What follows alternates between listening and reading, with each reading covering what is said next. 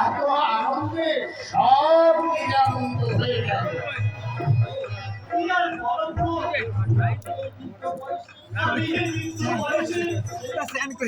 সেই দুপুর থেকে এই সন্ধ্যা পর্যন্ত পানপুরির মতো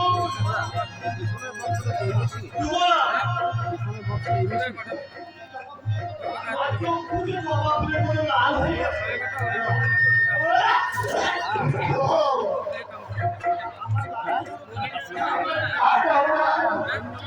গরম গরম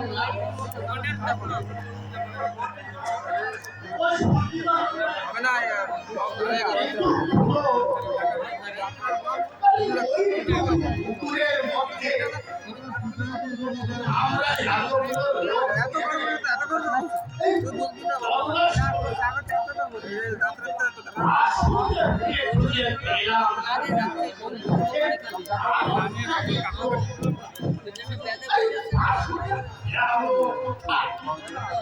কিছু না গো, ও কিছু না,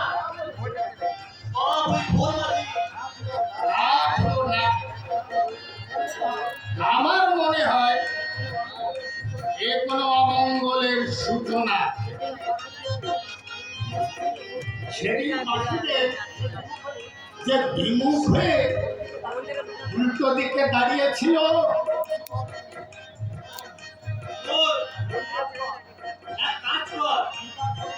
কি কাজ করতে হবে পুরো ওই ভদ্র রামচন্দ্র বৈরাগীকে ধরে নিয়ে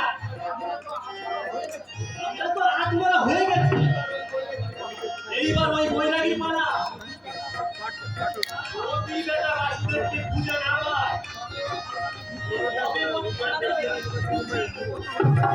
ঠিক আছে পুরো, আমি এক্ষুনি যাচ্ছি, ওকে ধরে নিয়ে আসবো। কি রে বাবা, এটা যে আমার সর্বশরীর ফাঁকা আমার সিনার যাত্রা দিয়ে কাজ নেই। আরে নিয়ে এসেছি পুরো, নিয়ে এসেছি। আমার কেমন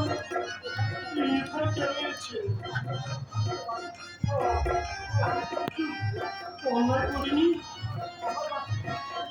আমার বাসুদেবকে তো তোমরা নিয়ে এসেছো, বাসুদেব ছাড়া আমার তো কেউ নেই ব্রাহ্মণ ঠাকুর। তবে কেন আমাকে জোর করে আবার ধরে এনেছো? আরে চুপ, তোর আর কোনো নাকে কান্না শুনতে চাই না। তোর বাসুকে আমরা ওই স্নান করতে নিয়ে গেছিলাম, তোর ওই বাসু জলে ডুবে মরেছে। না না, আমার বাসু মরতে পারে না। আর বাসুকেও আমরা অনেক খুঁজেছি, কিন্তু খুঁজে পাওয়া ব্রাহ্মণ ঠাকুর এই কথা বলবে না। এই শীতের মধ্যেই আমার বাসুদেবকে তোমরা ওই জলে ফেলে রেখেছ। বাসুদেব, তোমার কি দশা বাসুদেব? কি তোমরা কি করেছ ব্রাহ্মণ ঠাকুর? আমার বাসুদেবকে তোমরা শীতের ভিতর জলে ফেলে রেখেছ। আমি ভেবেছিলাম বাসুদেবকে তোমরা অনেক সুখে রাখবে, কিন্তু আমার বাসুদেবকে তোমরা এত কষ্ট দিচ্ছ।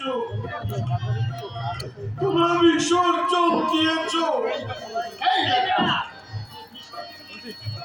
এই বিসর্জন দিয়েছি কে বললো?